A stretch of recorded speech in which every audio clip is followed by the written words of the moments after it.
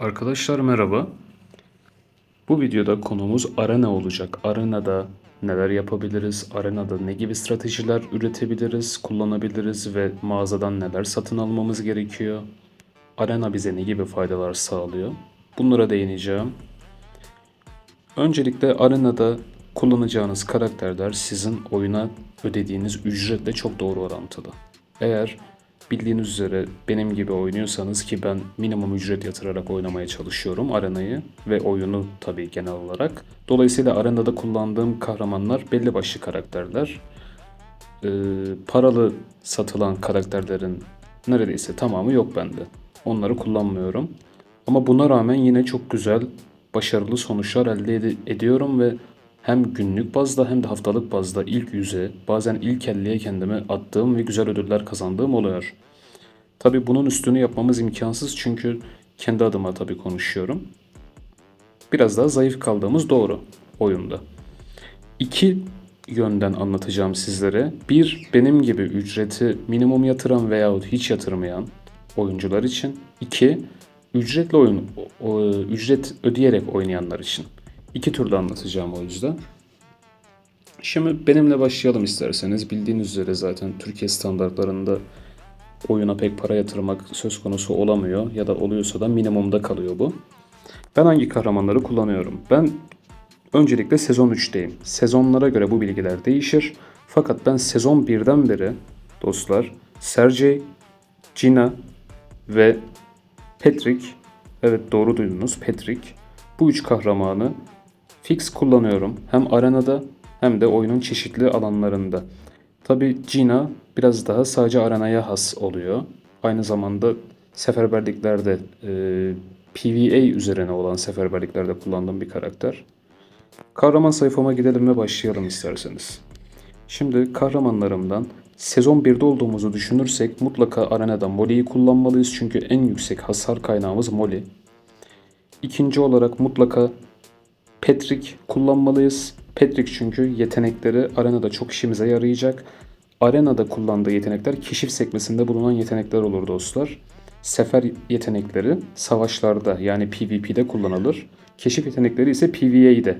Arenada PvE sayılıyor bu oyunda. Mesela bakalım ilk yeteneğimiz ne diyor? Patrick doyurucu bir yemek ile herkesin sağlığını kendi saldırısının %280'i kadar yeniliyormuş ve 4 saniye boyunca %7 saldırı artışı sağlıyormuş. Muazzam bir yetenek. Yani Patrick'e bizim amacımız arenada yeteneğini mutlaka bir kez kullandırtmak olmalı. Buna göre bir dizilim yapacağız. İkinci yeteneği Patrick'in aldığı hasarı çok güzel azaltıyor. %30 büyük bir sayı. Ve üçüncü yeteneği ise Patrick 5 saniyede bir kendi sağlığını yeniliyormuş dostlar. Ve hayatta kalma süresi uzun bir karaktere dönüşüyor böylelikle Patrick. Ve yine sezon 1'den itibaren kullandığım karakterim, ön at olarak kullandığım Sergey.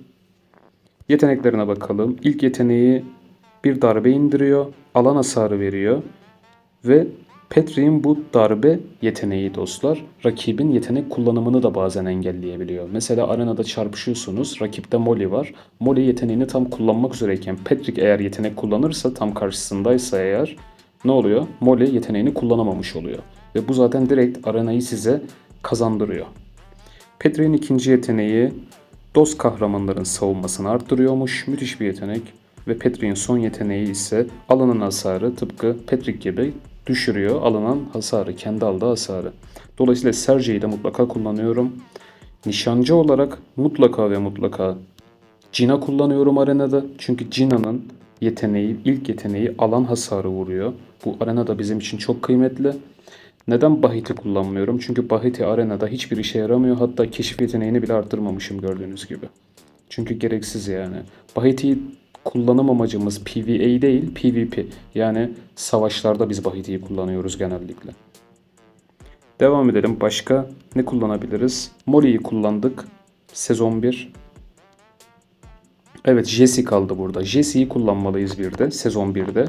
Çünkü Jesse de hem aldığı hasarı azaltıyor, savunmasını %70 arttırıyormuş. Hem de silahını öne doğru uzatıyor zaten ve aktif ediyor. Güzel de bir hasar vuruyor Jesse. O yüzden Jesse'yi sezon 1'de kullanabiliriz yine. Sezon 2'de artık Jesse'yi de kullanmıyoruz tabi. Çünkü sezon 2'de Flint geliyor dostlar. Sezon 2'de ne gibi kahramanlar kullanıyoruz? Sezon 2'de mutlaka Flint'i kullanacağız. Molly'yi kullanacağız. Ee, Sergei'yi kullanacağız. Patrick kullanacağız ve Gina kullanacağız. Sezon 2. Patrick'i hep arka safta oynamaya çalışacağız. Çünkü dediğim gibi yeteneğini mutlaka kullanmasını istiyoruz. Sezon 3'te yine Flint kullanacağız. Ee, Molly kullanacağız. Sezon 3'te Mia'ya da sahibiz ama Mia hiçbir işe yaramıyor arenada. Çok kötü. O yüzden Mia'yı kullanmayın. Flint kullandık. Molly kullandık. Sergei kullandık. Patrick kullandık. Bu kez Jesse'yi kullanmıyoruz. Yine Gina ile devam ediyoruz. Gina kullandık. 5 karakterimiz de bu şekilde oldu. Tabi ücretsiz oyuncular için anlatımım devam ediyor. Ücretlilere geçince bunlar değişecek. Sezon 4, 5, 6 taleplerinize göre çekebilirim. Şu an bende sezon 3 aktif. O yüzden 4'teki kahramanlar yok. Gelelim dizilime. Arenada yaptığım dizilim bu şekilde genellikle. Neden böyle kullanıyorum? Zaten Sergei ön at karakteri, önde bulunması gerekiyor. Yanına Flint'i koyuyorum çünkü Flint öldüğünde bir kez daha doğabiliyor ve çok uzun süre tanklıyor. Aynı zamanda rakibin aldığı hasarı da arttırıyor. Benim en çok hayatta kalan tankım Flint olduğu için dolayısıyla hemen arkasına Molly'yi koyuyorum. Çünkü ön at ne kadar sağlam durursa Molly o kadar fazla ulti kullanabilir. Ortada okçumu kullanıyorum genelde. Çünkü okçumun sağda ve solda olması hoşuma gitmiyor. Tabii rakip eşleşmeye göre ayarlıyorum bunu. Ve yanında da Patrick'i kullanıyorum gördüğünüz gibi. Mesela burada Mia Patrick'ten çok daha yüksek bir skora sahip. Fakat Mia dediğim gibi hiçbir işe yaramıyor. Patrick oysaki bize fight'ı kazandırıyor. Çok değerli o yüzden Patrick. Dizilimim bu şekilde genellikle. Gelelim paralı oyuncular. Ücret yatıran oyuncular. Bunlar nasıl kullanacaklar? Bir defa zaten sezon 1'de Geronimo'yu almış oluyorsunuz. Ve yükseltmiş oluyorsunuz. Onun yanında Natalia'yı kullanmış oluyorsunuz. Dolayısıyla Sergei ile hiçbir işiniz yok. Ön hattınız Geronimo ve Natalia'dan oluşuyor. Arka hattınız ise yine Molly, Zimman ve ne ekleyebiliriz buraya? Sezon 1 için. Okçu ekleyebiliriz. Ya da Patrick ekleriz, evet. Yine bir Patrick koyarız arkaya. Sezon 1'de bu şekilde kullanabiliriz. Sezon 2'ye gelelim. Sezon 2'de Flint'i aldınız. Alonso'yu aldınız. Mutlaka bu ikisini kullanıyorsunuz. Flint ve Alonso mutlaka kullanılıyor. Onların yanında Geronimo'yu yine kullanmaya devam ediyorsunuz. Etti mi 3. Dördüncü karakterimiz Molly. Ve beşinci karakterimiz de yine isteğinize bağlı. Natalia kaldı. İsterseniz Natalia'yı kullanın. İsterseniz de yine Patrick kullanın. Ama Natalia muhtemelen daha yüksek bir başarı verecek burada. Sezon 3'e gelecek olursak sezon 3 şu an benim gördüğünüz gibi sezon 3'teyim. Flint'i mutlaka gerçi mutlaka demeyelim. Artık paralı olduğunuz için bu anlatımda Flint kullanmasanız da olur. Ne kullanırsanız yine. Logan kullanırsanız dostlar. Logan çok başarılı arenada. Greg nişancı olarak müthiş. Eğer Greg'i fulllediyseniz sezon 3'te Greg'i kullanırsanız, hatta direkt biz güçlü oyunculara gidip bakalım mı ne kullanmışlar. Mesela sezon 3'te bu oyuncu neler kullanmış bakalım. Mia bence kötü bir tercih. Mia kullanmış. Bakalım. Mesela bu oyuncu güzel bir örnek, evet. Ön hattında Geronimo'yu kullanmış, Pili kullanmış ve bahsettiğim okçudan kullanmış ve Alonso'yu kullanıyor hala. Alonso hala çok güçlü çünkü sezon 3'te bile arenada. Ve Flint'i kullanmış. Yani bu sizin hangi karakterleri 5 yıldız yaptığınızla doğru orantılı ilerliyor dostlar. Zaten eğer oyuna bu şekilde ücret yatırıyorsanız açıkçası ne koyduğunuzun da bir önemi yok. Ne koyarsanız koyun yeneceksiniz. Bizim için strateji nerede devreye giriyor? Minimum ücret yatıran oyuncular da devreye giriyor. Peki bu konuyu böylelikle bitirelim ve farklı konulara geçelim. Ödüllerden bahsedeyim. Günlük aldığınız ödüller var sıralamaya göre. Hedefimiz ilk 100'e girmek olmalı. Sezon ödülleri bizim için çok değerli. Çünkü en yüksek ödülü orada alıyoruz. İlk 100'e kendinize atarsanız eğer 5000 rozet veriyor gördüğünüz gibi. 5000 arena jetonu veriyor. 101. olduğunuzda ise 3000 veriyor. Yani arada %40 gibi bir fark var. Hatta yanlış söyledim. %80 gibi bir fark var, evet. Dolayısıyla ilk yüzde mutlaka olmamız gerekiyor. Ücretsiz bir oyuncu olsak dahi olmamız gerekiyor bence ilk yüzde. Bu bizim için çok önemli bu jetonlar. Kahramanlarımızı bunlarla güçlendireceğiz. Peki burada 6 gün oynadık, diyelim ki ilk yüze giremedik. 7. gündeyiz. 7. gün oynarken dostlar mücadele etti. Fazladan biletler alacağız burada. Günlük mücadele hakkı fazladan alacağız ve kendimizi ilk yüze koymaya çalışacağız. Ne zaman oynayacağız arenayı? Yapabiliyorsak eğer son 5 dakikasında oynayacağız. Ha, yapamıyorsanız daha erken oynarsınız. Ama mutlaka pazar günleri ilk yüze kendinizi sokun. O yüzden ekstra elmas kullanmaktan çekinmeyin. Gelelim mağazaya. Arena jetonlarıyla alabileceğimiz ürünler gördüğünüz gibi bu şekilde. Önceliğimiz mitik kahraman donanımı sandığı almak olmalı. İlk 3 kahramanımızı tabi PvE oynarken PvP'yi düşünerek oynuyoruz. O yüzden ilk 3 kahramanımızı piyade, nişancı ve mızrakçı olmak üzere 4 eşyasını da mitik yapmaya çalışacağız öncelikle. Tüm jetonlarımızı buna harcayacağız. Asla buradan bunun dışında bir şey satın almayacağız. İlk 3 kahraman bittikten sonra sizlere ikinci tavsiyem gelip buradan serum almanız. Güçlendirici serumlarla petlerimizi geliştireceğiz. Petler sezon 3'te geliyor. 2'de yoktu yanlış hatırlamıyorsam. Petlerimizi geliştireceğiz burada. Petlerimizi seviye atlatmamız için en çok istediği ve en zor bulduğumuz şey serum. Serum satın alacağız. Diyelim ki petlerle de çok işimiz kalmadı. Petleri hepsini 50 level yaptık mesela. Yeterli 50 level yapmanız. Daha sonra ne yaparsınız? Gelip buradan mitik kahraman donanımı sandıklarından ekstra 2 kahramanınızı da arenada kullanacağınız ekstra 2 kahramanın da tüm eşyalarını mitik yapmaya çalışırsınız. Önceliğimiz ve satın alım sıramız bu şekilde olmalı. Ve bu dükkandan başka hiçbir şey satın almanıza gerek yok. Çünkü hiçbiri Word olmuyor geriye kalanlar. Zaten bu mor sandıkla hiçbir işimiz yok. Esans taşı çok pahalıya satıyor. Bir taneyi 2500 jetona satıyor. Bence değmez. Onun yerine daha fazla serum alırım ya da daha fazla mitik kahraman donanımı sandığı alıp 5 kahramanımı da full mitik yapmaya çalışırım, değil mi? O yüzden bu yol çok daha mantıklı. Peki arena bu şekildeydi. İsterseniz biraz da oynayalım beraber. Neler yapıyoruz? Oynamadan önce hemen savunma düzenime bakıyorum. Hatta ondan da önce kahraman donanımlarıma bakacağım. Çünkü donanımlarım Bahiti'de kalmış. Çıkartıyorum Bahiti'den. Ve Cina'ya takıyorum donanımlarımı. Bakalım başka bir ayara ihtiyacım var mı? Geliştirme yapabiliyor muyum? Onları kullanacağım, geliştirmeyeceğim. Evet, donanımlarım, ana nişancı donanımlarımı Cina'ya taşıdım. Arenada bu donanımları düzenleyin. Arena oynamadan önce bu donanımları ayarlarsınız. Mesela Mia'yı çıkartalım üzerine. Petri'ye takalım ne var ne yok. Şunu da çıkartalım ve Petri'ye yine taşıyalım. Kalanları buraya verelim şimdilik. Yanlışlıkla çöpe atmamak için.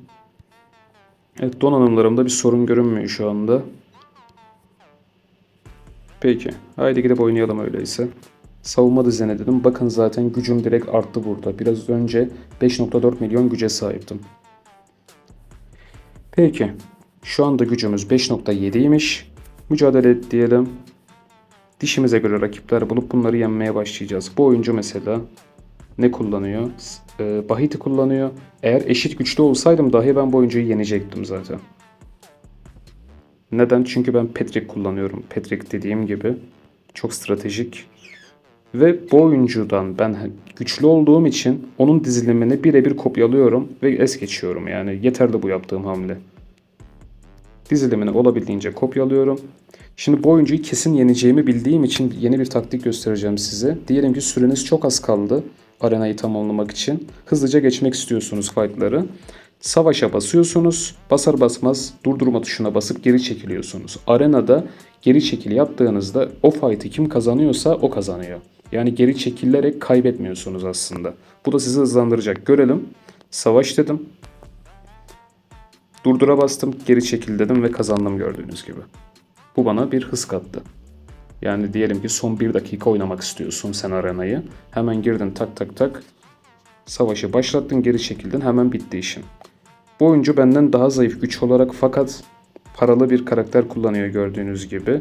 Ve bu karakter güçlü. Videonun başında bahsetmiştim. Hiç bulaşmayacağım o yüzden. Bunlar benden zaten sayı olarak güçlüler.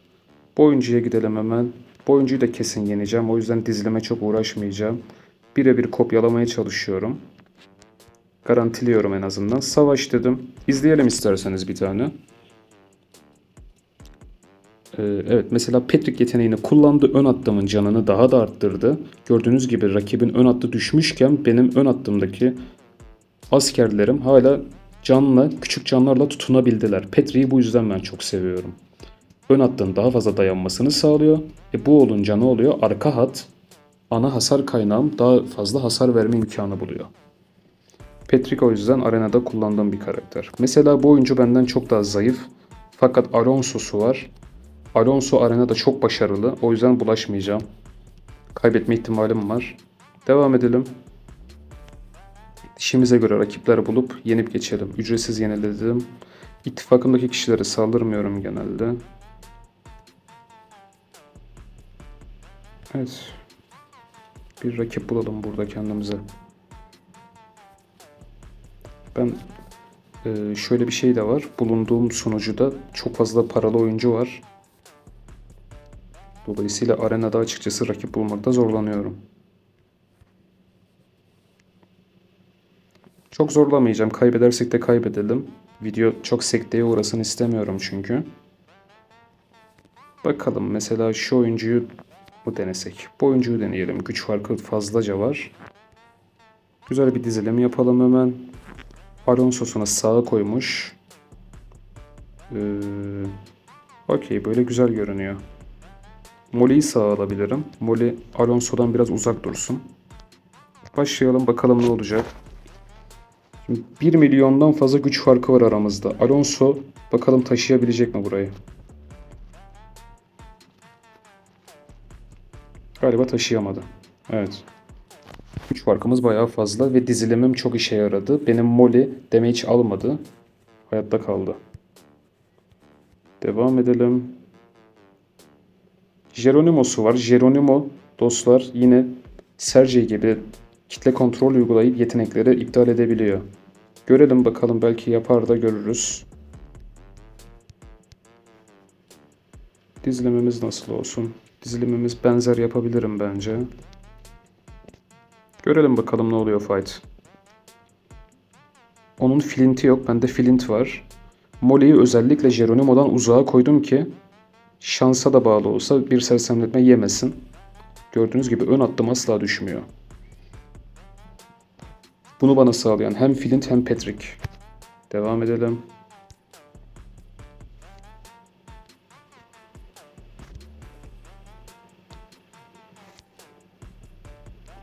Dört yıldız bir e, Alonso'su var. Muhtemelen beni yenecek. Göstermek istiyorum fakat size. Yenilsek de bir görelim. Belki doğru dizilimle bir şeyler yapabiliriz. Şu an güzel duruyor.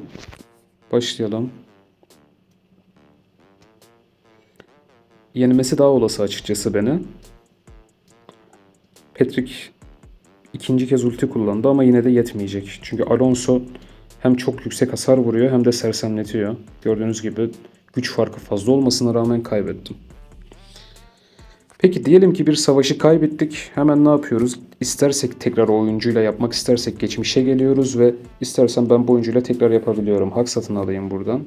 Basıp tekrar yapabilirim ama yapmayacağım, zaten oyuncu beni yeniyor. Diyelim ki sizin savaşınız çok yakın geçti ve onu yenmek istiyorsunuz. Bunu yapabilirsiniz. Mücadele et dedim. Tüm haklarımı kullanacağım çünkü bugün haftanın son günü.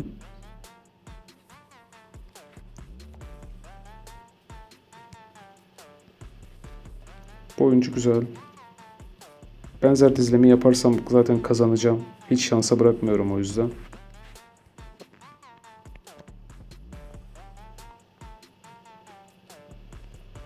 Bakalım ne oluyor savaş.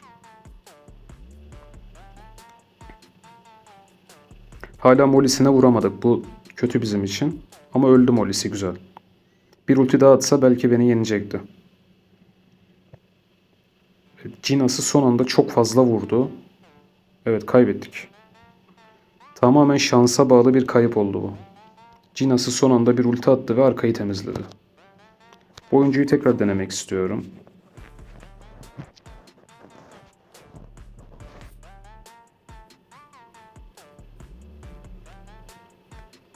Şöyle çıkalım bir de.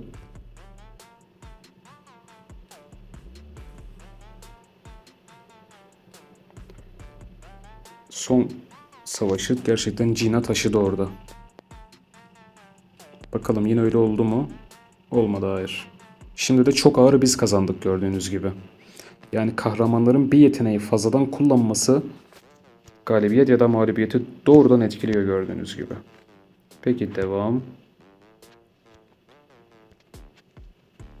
Açıkçası video süresi çok uzamaya başladı. Şu an fark ettim. Ben kalan haklarımı da buradan satın alarak yine oynayacağım dostlar. Hatta satın alayım sizlerin gözü önünde. Toplam 10 hak oynayabiliyorsun. 5 oyun veriyor. 5 de sen satın alabiliyorsun. Evet, arena bu şekildeydi. Galiba tüm konulara değindim. Eğer değinmeyi unuttuğum ya da merak ettiğiniz farklı bir konu varsa sorabilirsiniz. Videolar faydalı oluyorsa beğenip abone olarak bizlere destek olabilirsiniz dostlar. Bir sonraki videoda görüşmek üzere. Hoşça kalın.